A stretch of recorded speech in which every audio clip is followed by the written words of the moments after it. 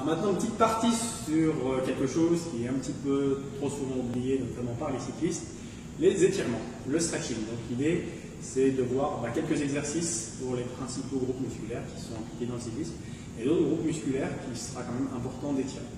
Donc on va commencer, on va y aller dans une certaine logique.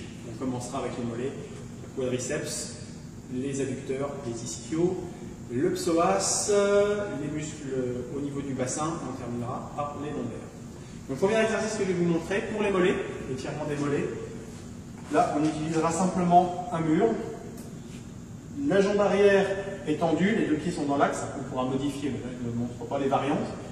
Simplement les exercices de base. On garde le talon arrière au sol, on avance le poids de corps vers l'avant, en avançant le genou de la jambe avant. Donc là, j'ai un étirement qui se fait dans mon mollet de la jambe arrière. Deuxième exercice, l'exercice classique pour les quadriceps, que vous connaissez tous, c'est le plus classique. Je place mon mur légèrement fléchi au niveau de la jambe d'appui, la jambe collée ici derrière. Et là, je viens garder mon bassin et mon buste bien droit en tirant la jambe arrière vers l'arrière pour augmenter l'étirement du quadriceps. Si ça ne tire pas suffisamment, on va aller un petit peu plus loin. Alors, besoin du vent, là il y a un petit peu de vent. Le vent, mais ça va me suffire pour expirer. Je place mon pied arrière ici. Je garde mon buste bien droit. J'amène la jambe arrière le plus possible en arrière. Et je fléchis. Là, ça étire davantage au niveau du quadriceps. Alors là, comme le support derrière est un petit peu bas, je suis obligé de beaucoup fléchir ma jambe avant. Donc ça fait musculairement beaucoup travailler l'autre cuisse. Donc l'idéal, ce sera d'avoir un support un petit peu plus haut que celui-là. Troisième exercice qu'on va voir, les adducteurs, les muscles de l'intérieur de la cuisse. Donc un exemple parmi d'autres, un exercice que vous pouvez faire. Là, c'est l'avantage, c'est de pouvoir l'utiliser en posture passive, de rester assez longtemps dans cette position. Je me place contre un mur, je suis bien contre le mur. Voilà. J'ouvre les jambes et je garde ici la position. L'idée, c'est qu'avec le temps, évidemment, on amène les pieds davantage en direction du sol. Exercice suivant pour les ischio-jambiers. Alors on pourrait le faire avec une serviette, on pourrait le faire sans rien du tout. Là je suis un petit peu feignant, donc avec une corde à sauter, c'est plus simple, ça relâche plus le haut du corps.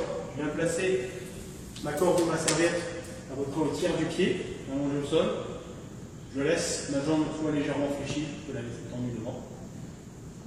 Je viens tendre ma jambe, ramener légèrement la pointe de pied vers moi. Et je vais chercher à ramener l'ensemble cuisse-jambe vers moi. Donc là, on va avoir un étirement qui va se faire au niveau des ischio-jambiers et au niveau des mollets.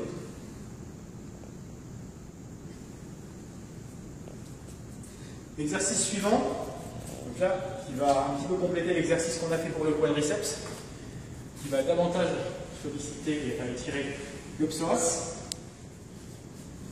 Juste de confort, je place le genou arrière sur une épaisseur un petit peu plus importante.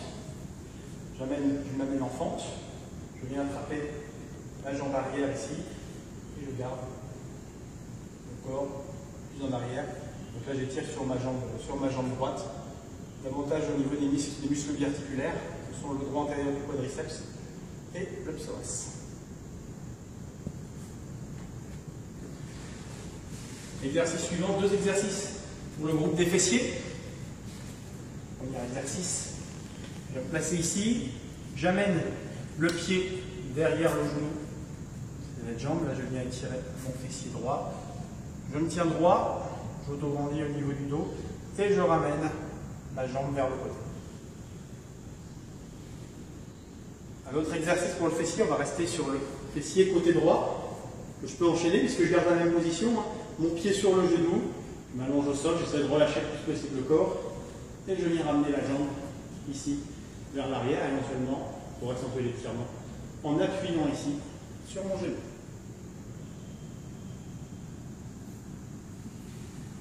Un exercice assez complet pour tous les muscles. Au niveau du dos, plus les rotateurs, plus le grand pectoral. Je viens amener mon genou complètement au sol sur le côté. Je garde la main sur le genou, il n'y a pas décollé du sol. J'amène le bras ici dans l'axe de ma poitrine et je laisse l'action de la pesanteur se faire. Et progressivement, mon bras va descendre. Donc là, le pectoral, tous les muscles rotateurs au niveau de la colonne et le bassin. Dernier exercice qu'on pourra faire. Donc là, pour relâcher les muscles, les paravertébraux, on viendra placer les fessiers en contact des talons. On avance les mains devant, la poitrine rentrée, on garde la position. Au fur et à mesure, on cherche à avancer un peu les mains devant tout en gardant les fessiers au contact des talons. Voilà un exemple d'exercice. L'idée, ce serait de faire à peu près, il y a pas mal de méthodes d'étirement. Là, pas ici, je ne suis pas ici pour vous les présenter, je suis plus pour vous présenter les exercices. On pourra faire par exemple 45 secondes chaque exercice et deux fois chaque côté.